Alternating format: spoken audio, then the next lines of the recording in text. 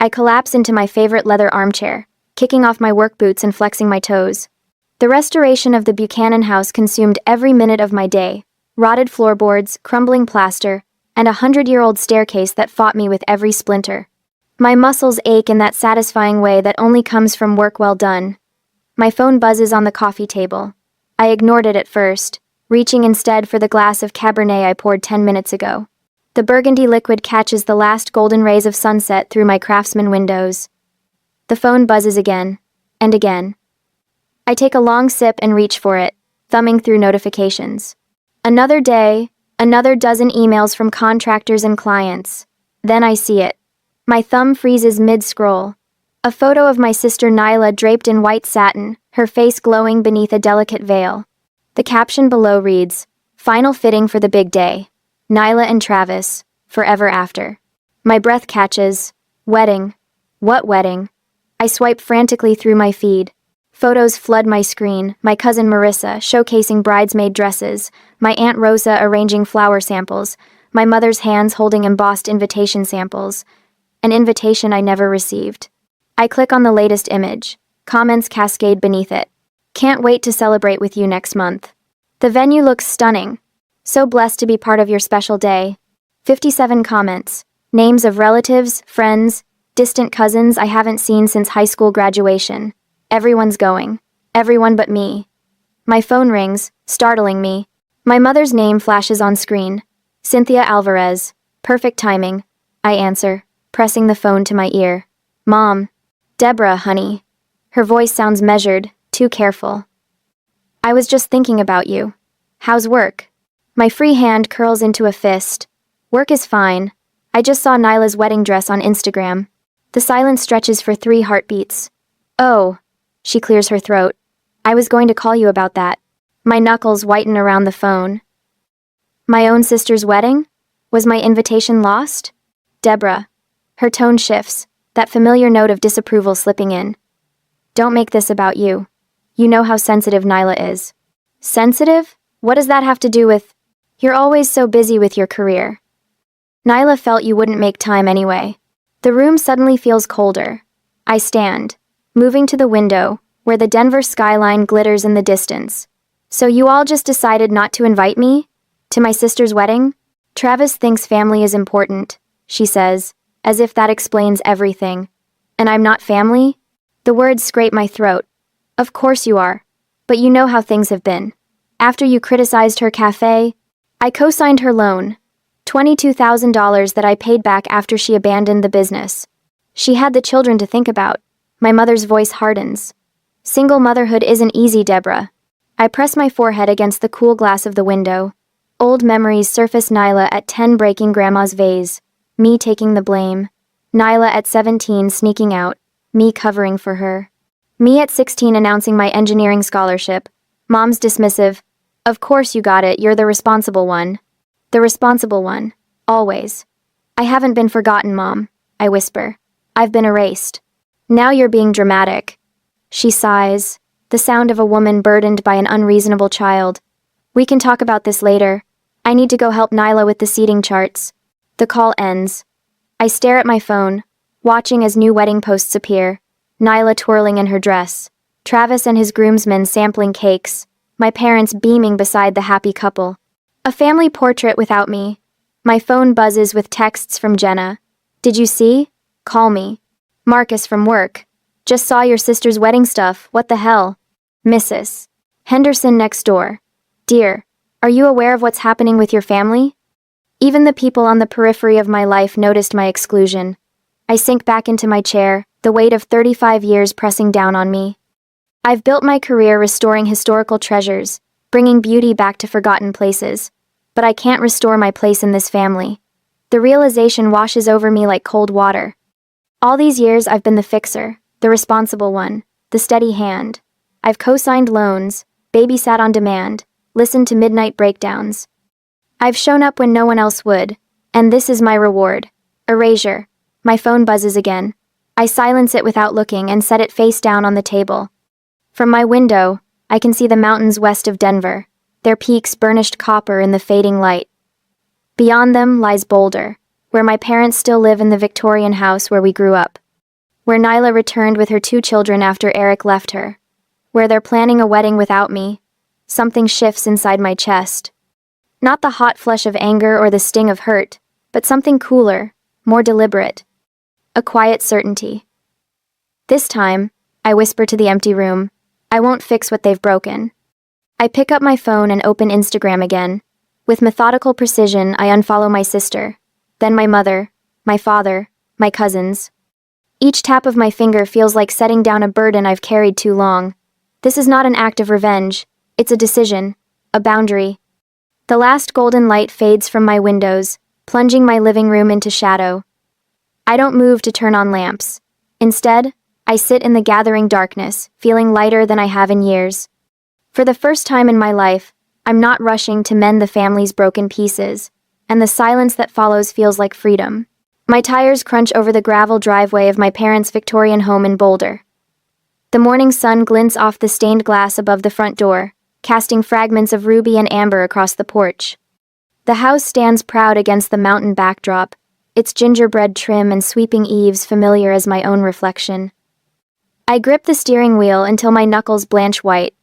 3 days since discovering Nyla's wedding plans, 3 days of ignored calls from everyone except Mom, whose voicemails grow increasingly dramatic. Dad's hunched figure appears in the garage doorway. Hector Alvarez, perpetually hiding behind projects. Today it's his 1967 Mustang, the one he's been restoring since I was in high school. He straightens when he spots my car, wiping grease from his hands onto a rag that's seen better days. His eyes darted toward the house, then back to me. He doesn't wave. I kill the engine and step out into the June heat. Dad. Debbie. He nods, retreating deeper into the garage. Your mother's inside. Of course she is. And of course he won't stand beside her for this conversation. Some things never change. The screen door creaks as I enter. The house smells of cinnamon and coffee, Mom's version of emotional armor. She appears in the kitchen doorway, face arranged in careful concern. Deborah. I was just about to call you. Cynthia Alvarez, queen of convenient timing. Coffee? I made your favorite coffee cake. I don't want coffee. I remain standing in the entryway, hands in pockets. I want to know why I wasn't invited to Nyla's wedding. Mom's smile falters, then reforms. Oh honey, it's complicated. You've been so busy with your career. Don't. The word slices through her excuse. That's not a reason. She busies herself with the coffee pot, buying seconds. Nyla was afraid you might not approve of Travis. You can be. Intimidating. Intimidating? Because I asked questions when she introduced him after 3 weeks of dating? He thinks family is important, Deborah. She sets 2 mugs on the counter with trembling hands. And you've always been so. Independent. The garage door opens. Dad shuffles in, eyes fixed on the hardwood floor. Don't make things harder than they already are, he mutters. Harder for whom? I ask, heat rising in my chest. For Nyla? For Travis? For you two, who's always made excuses for her. Mom's eyes well with practiced tears. That's not fair. Fair? The word explodes from me. Was it fair when I co-signed that business loan for her cafe? $22,000, Mom. That's what I paid back after she abandoned it 9 months later. She had the children to think about, Dad interjects, finally meeting my gaze. After Eric left. Eric left 4 years ago. The cafe fiasco was last year. I step closer to them both. I've been making those payments while she posts vacation photos from Sedona. Single motherhood isn't easy. Mom whispers. And Travis is her second chance. Dad's voice strengthens with this familiar defense. He has a good job in pharmaceutical sales. He can provide stability. So she found her meal ticket, and now I'm embarrassing? The pieces click into a sickening place. Did Travis say he doesn't want me there? Their silence confirms it. He thinks I don't care about my family. I laugh, the sound harsh against the homey kitchen backdrop. That's rich, coming from a man who's known her for 7 months? Please understand. Mom reaches for my arm. This wedding means everything to her. After the cafe. After Eric abandoned her with the children. Emma and Lucas deserve stability, Dad adds. Always the children as shields. 8-year-old Emma and 6-year-old Lucas, wheeled out as justification for every bad decision Nyla makes. And what about me? I ask quietly. What do I deserve after paying her debts? After babysitting every weekend she had a date? After listening to her cry about Eric at 2 in the morning for months? You're stronger, Mom says, as if it's a compliment. You've always been the responsible one. The responsible one. The family ATM. The free therapist. The emergency babysitter. Never the sister worth including.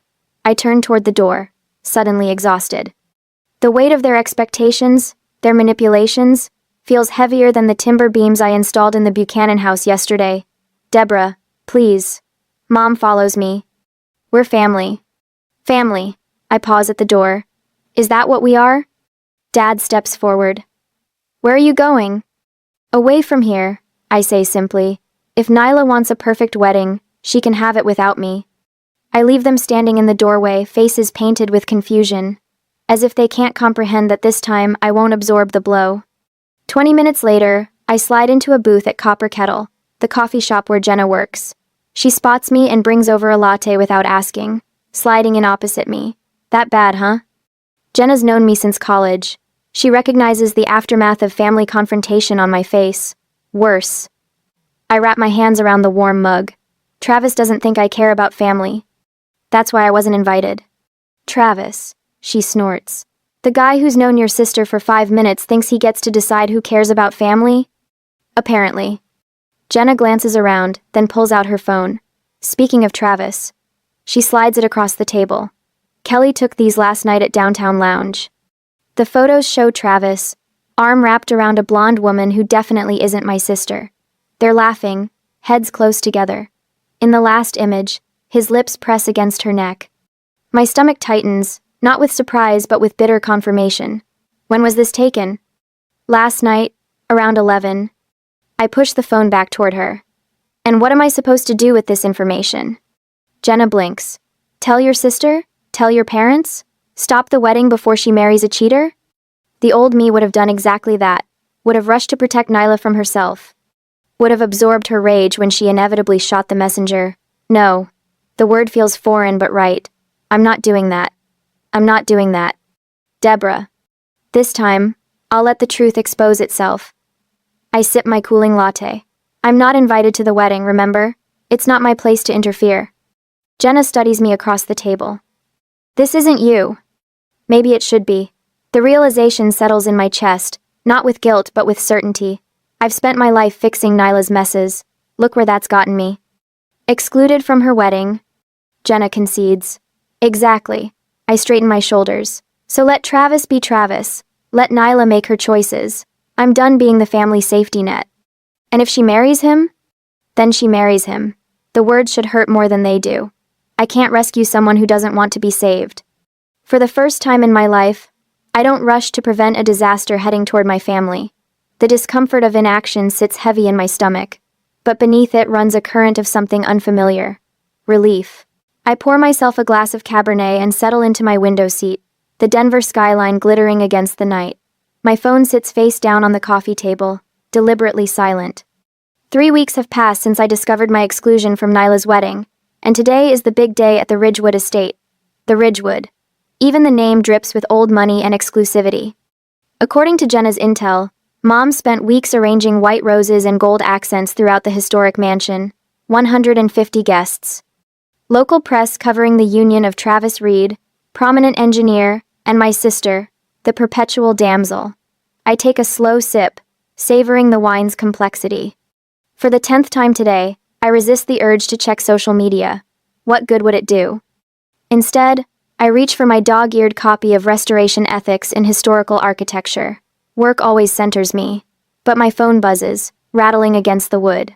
Then again, and again. Something in the persistent rhythm sets my teeth on edge. I set my book aside and pick up the phone. 27 notifications, all in the last 4 minutes. My thumb hovers over the screen. Part of me wants to shut it off completely, finish my wine in peace. But an old instinct, that responsible one reflex, makes me swipe. A video fills my screen. Shaky footage from Ridgewood's grand ballroom. White roses everywhere, just as Jenna described. Guests in formal wear clustered against the walls. And in the center, Nyla and Travis. My sister's mascara streaks down her face, her perfect white dress crushed in her fists as she screams something unintelligible. Travis towers over her, his tuxedo jacket unbuttoned, tie askew. His face contorts with rage. "You knew I was seeing someone?" he shouts, voice cracking through my phone's speaker. "You set me up?" Nyla lunges forward, shoving his chest. "Everyone knew. You weren't exactly discreet." Then it happens. Travis's arm swings out, his open palm connecting with my sister's cheek. The crack echoes through the ballroom. Gasps erupt from the crowd. The camera shakes violently as the person filming reacts. "Oh my God," I whisper, fingers pressed against my lips. The video cuts off. I frantically scroll through messages, piecing together the aftermath. Jenna. Deborah. Are you seeing this? Marcus. Holy shit. Just saw the Reed Alvarez disaster on Instagram. Mrs. Henderson next door. Dear. Your family is on the news. Channel 9. I switched to the local news app. There it is. Already breaking. Society wedding ends in assault charges. The footage plays again, this time from a different angle. I catch glimpses of my mother's horrified face in the background, my father attempting to rush forward before being restrained by two other men. The anchor's voice cuts in. Police were called to the prestigious Ridgewood estate this evening after the groom, Travis Reed, allegedly assaulted bride Nyla Alvarez during what witnesses describe as a heated argument about infidelity allegations. I snap the phone off, tossing it onto the cushion beside me. My pulse hammers in my throat. Part of me, a part I'm not proud of, feels a sick vindication. But it's quickly swallowed by genuine concern for Nyla. No matter our differences, watching my sister be struck on what should have been the happiest day of her life twists my stomach.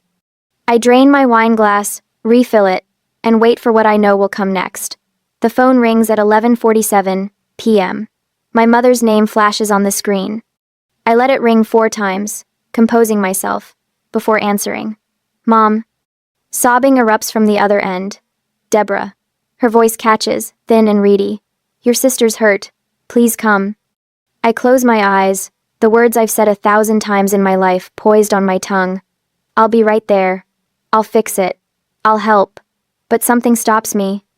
The memory of scrolling through wedding photos I wasn't meant to see. The years of cleaning up Nyla's messes. The money I'm still paying back. I wasn't invited, Mom, I say quietly. Showing up now would only make it worse.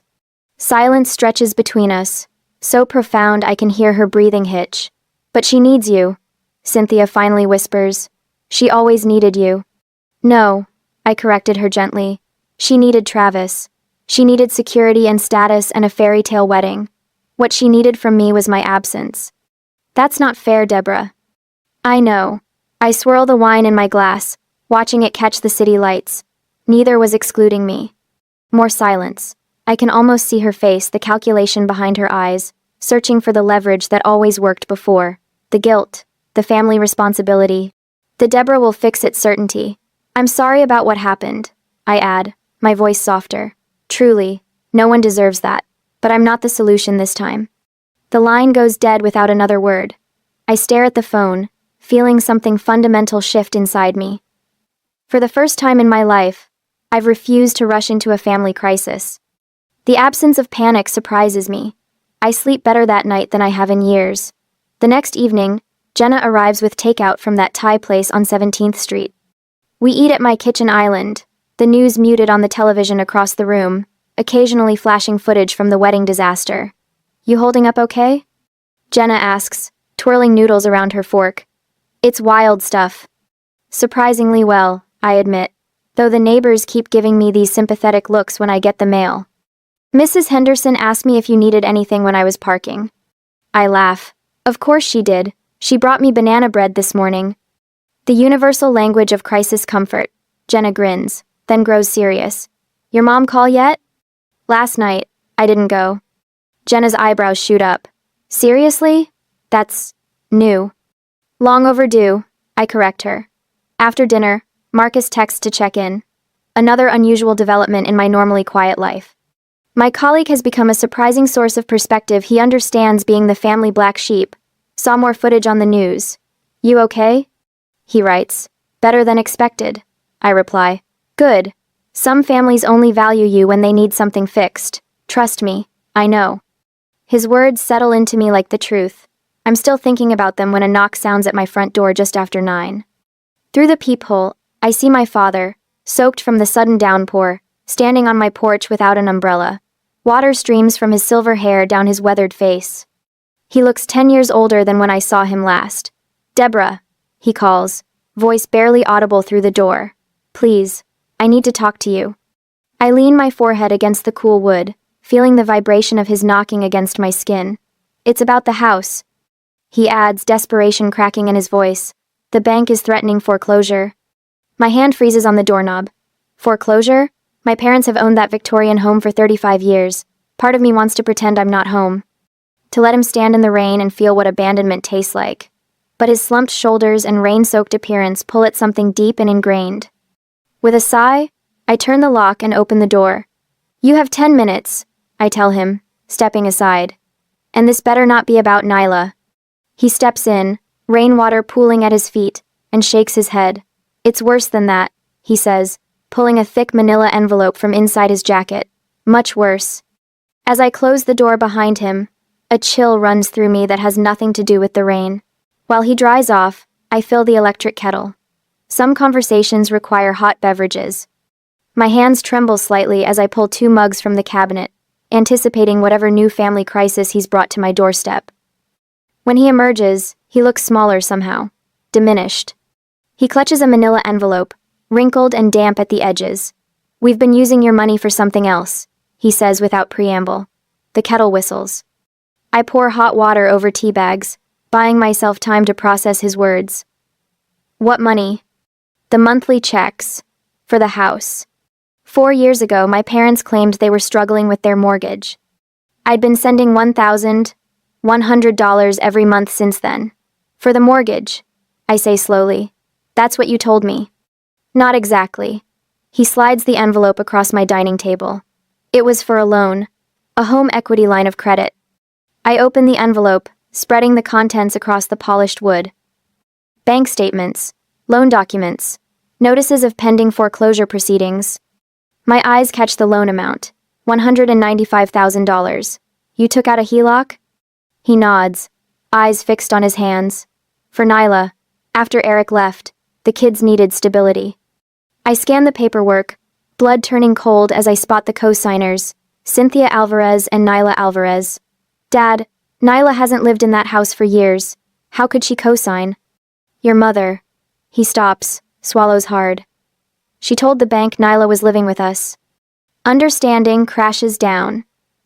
So the money I've been sending was going toward the HELOC payments, not the original mortgage. I grab a calculator from my desk drawer, punching numbers with trembling fingers. 4 years, 12 months, $1,100 each month. $82,000. My voice sounds distant, as if someone else is speaking. "You've taken $82,000 from me under false pretenses." "Deborah, where did the money go?" I demand, slapping my palm against the table. A mug jumps, spilling tea across the statements. Neither of us moves to clean it up.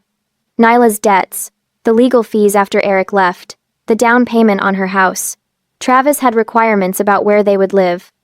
I laugh, a harsh sound that surprises even me. Travis, the man who hit her at their wedding, that's who got my money?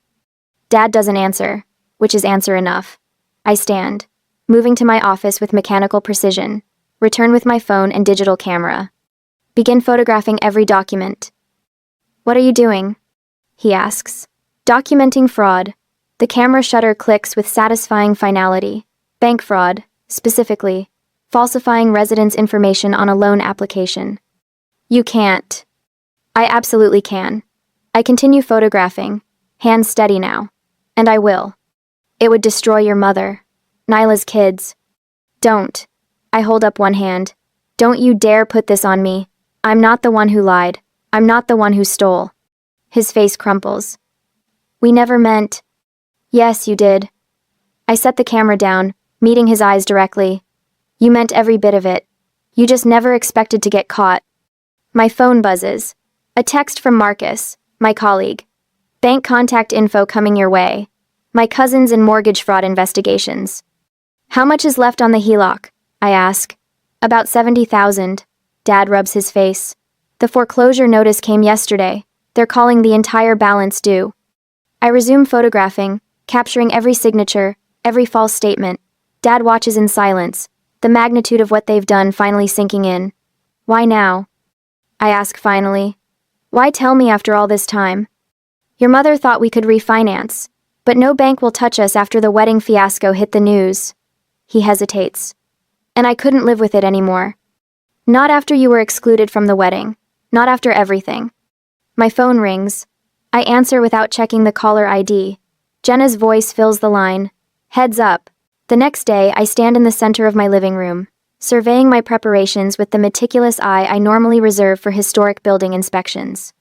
The large oak dining table, a restoration project I salvaged from an 1,882 farmhouse, dominates the space. Its surface tells a story of betrayal through carefully arranged papers, photographs, and bank statements. A knock at the door announces Aunt Rosa's arrival. I chose her carefully, Dad's sister, the only family member who never played favorites. You look tired, mija, she says, stepping inside. Her silver-streaked hair frames concerned eyes. Not tired, ready. I adjust a stack of bank statements. Thank you for being here. She squeezes my hand. Family should tell the truth, not pretty lies. The doorbell rings again. My stomach clenches as I check my watch. They're 15 minutes early. A power move. Classic Cynthia. I'll make coffee, Rosa offers, retreating to the kitchen. I open the door to find them huddled on my porch. Mom's face wears a mask of injured dignity. Dad studies his shoes. Nyla stands slightly behind them, arms wrapped protectively around her middle. Come in. My voice sounds foreign to my ears, steady, unruffled. They file past me like solemn funeral attendees. No one speaks as they settle around my dining table. Nyla gasps quietly when she notices the papers. Dad's shoulders sag further. Mom's lips pinch into a bloodless line. Aunt Rosa brings coffee nobody touches. I remain standing. The silence stretches until Mom shifts in her chair. What is all this drama for, Deborah? If you need help with your finances. Stop. The word slices through her deflection. For once in your life, just stop talking and listen. I slide a document toward her. This is the home equity line of credit you took out 4 years ago. $195,000. With Nyla listed as co-signer, claiming she lived at the property. Dad's eyes close briefly.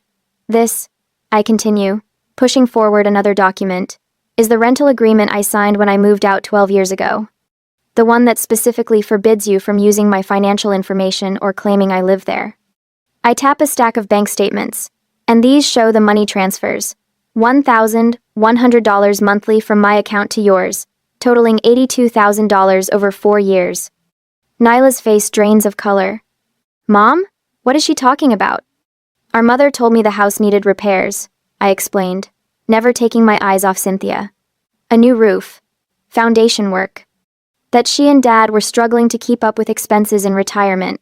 She asked for help. I agreed to send what I could each month. My fingers tremble slightly as I lay out the photographs. These are pictures from the bank lobby security camera. Mom depositing my checks directly into the HELOC payment account. Cynthia's chin lifts. I only did what I had to do to keep a roof over the kids' heads. You kept that roof with my money and my trust.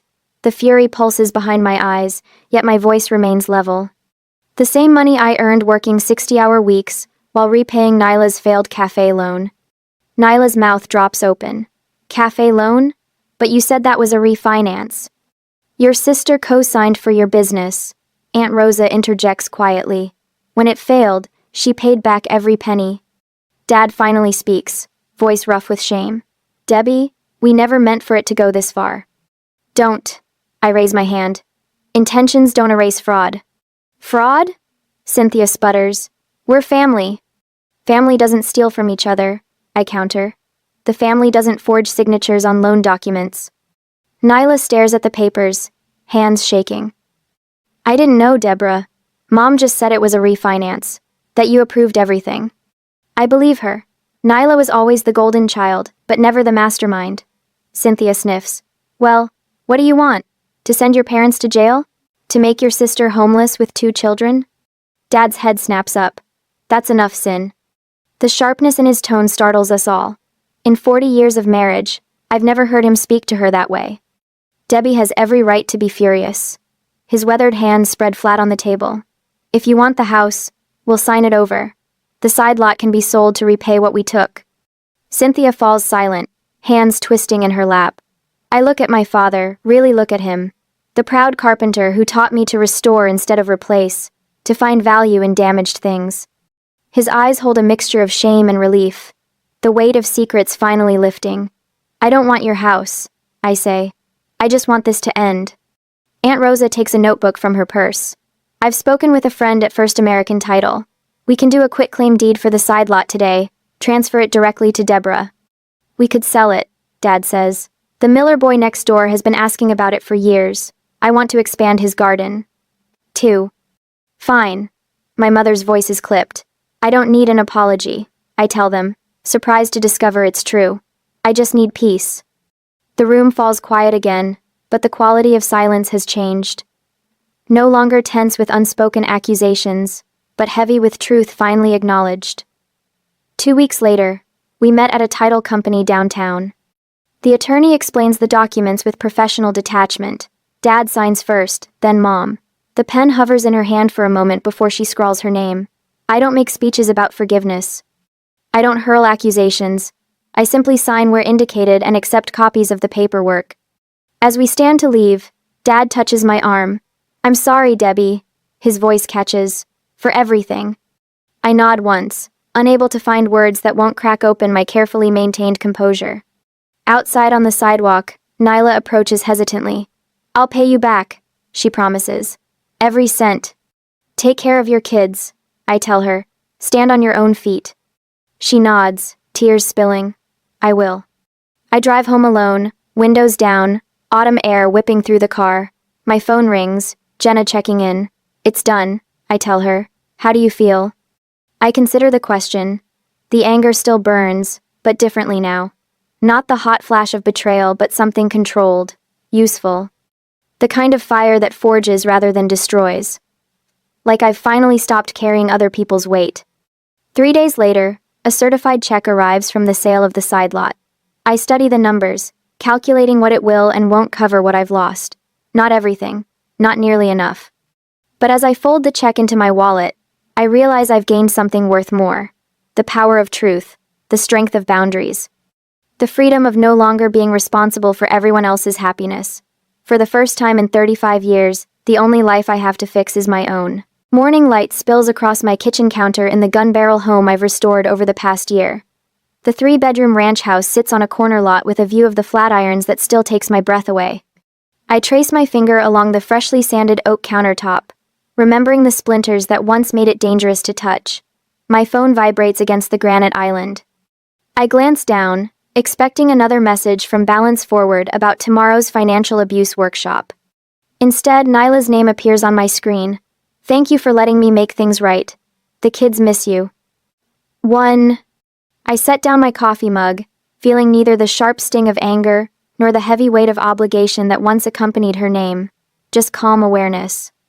Through mutual friends, I've heard snippets of Nyla's new life. 3 jobs, no handouts. Standing on her own feet for perhaps the first time since high school. Emma walks herself to school now. Lucas joined Little League without anyone forcing him. I type my response carefully. I'm free Saturday afternoon if you'd like to bring them by.